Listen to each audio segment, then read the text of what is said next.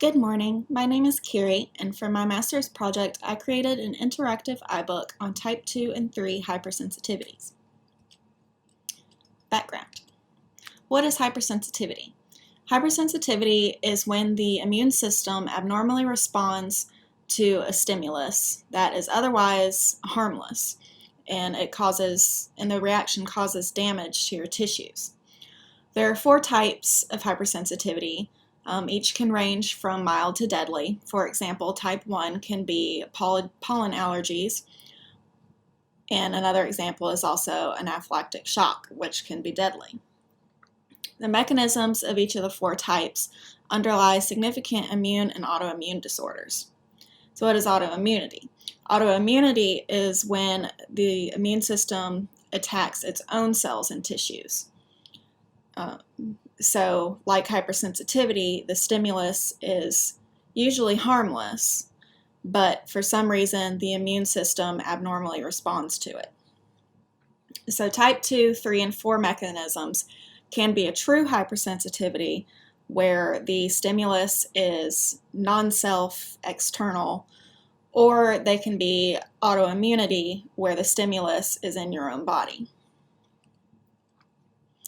So my product was an iBook on types 2 and 3 hypersensitivities. They served as an addition to Mat Severson's chapter on type 1 that he created for his master's project back in 2015.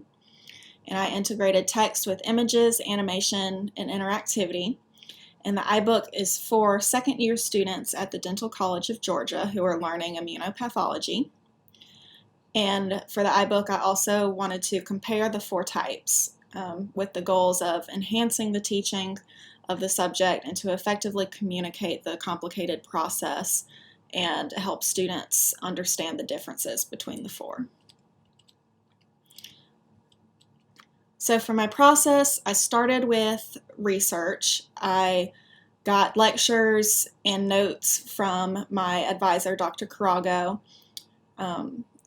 and she recommended some textbooks, Janeway's Immunobiology and Robbins and Cotran, Pathologic Basis of Disease, and Robbins Basic Pathology. So from all these, I took notes, I compiled them all, and organized them into the manuscript of the iBook. And then once I did that, I used that text to start creating everything else. So here's everything else. So for chapter 2, I wrote a little introduction on hypersensitivity versus autoimmunity, which I touched on a minute ago.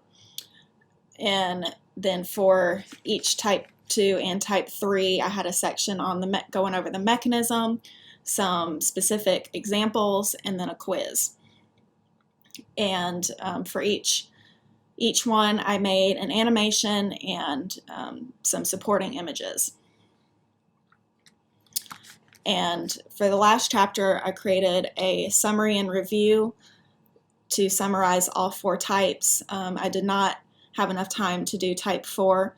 Hopefully someone will do that in the future. But I did do a summary of all 4, which included a table and an interactive review that the user can go through to learn. So my process for my animations was creating a rough storyboard and script, and then finalizing the storyboard and script with approval of my advisors. And then I started creating the assets and recording narration, and then compiled it all into a rough cut animatic to get the timing the way I wanted. And then with further tweaking, I got the final animation. These were images that I created for specific pathological examples of type 2 and 3. The first one is rheumatic heart disease, and that's an example of a type 2 reaction. And the second one is arthritis reaction, which is an example of a type 3 reaction. So for each of these, I started with preliminary sketches and then refined them into a final sketch with advice from my advisors, and then colorized them or created them in Illustrator and painted them in Photoshop and to bring them to final.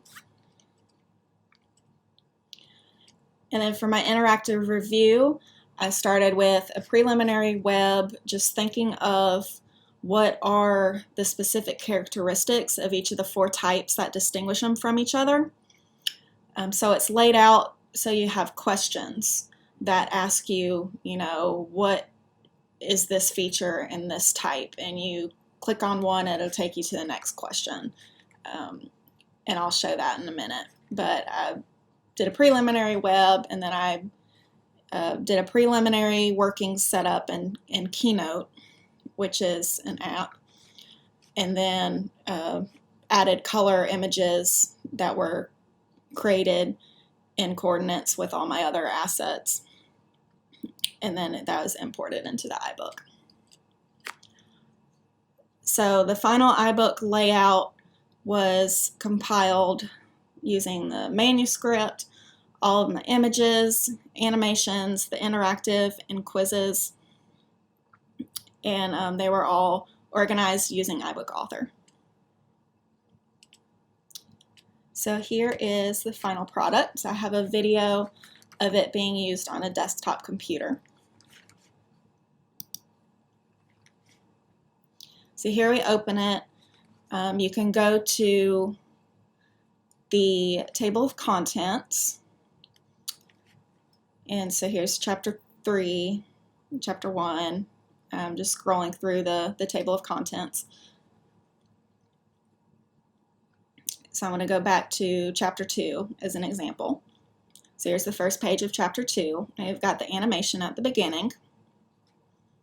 And I'm just scrolling through the animation a little bit. And one of my supporting images of the complement system. And some more supporting images of each subset of type 2. And here's the image on rheumatic heart disease.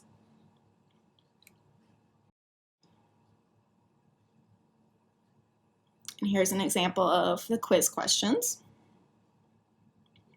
So it tells you if you get it wrong or correct.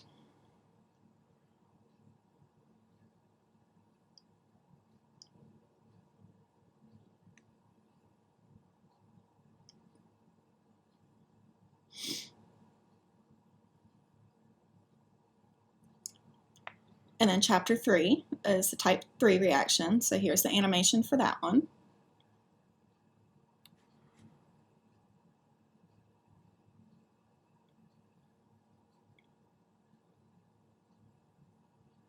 A supporting image of the 3 phases.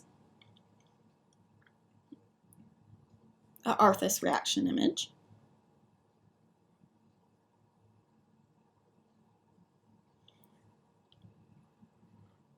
And the summary table that I created. And here's the interactive. So you can click on type 1 and then answer the question, and it'll tell you whether it's correct or wrong, and you can keep going through. And then when you get them all correct, you get a little summary image. And then you can click to go back to the beginning to try a different one.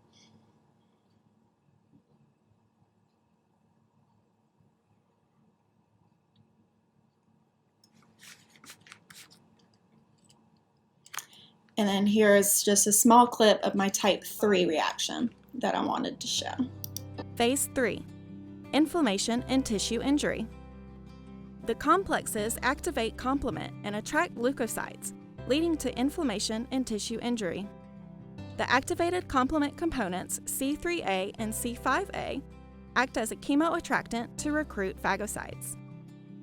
These cells recognize the bound antibodies via Fc receptors, which activates the release of more chemoattractants, prostaglandins, vasodilators, and enzymes, causing tissue damage and increasing inflammation. In addition, C3a and C5a leak out of the vessel and induce mast cells to release histamine, increasing vascular permeability. This allows further leakage of fluid and inflammatory cells into tissues, causing edema and tissue injury.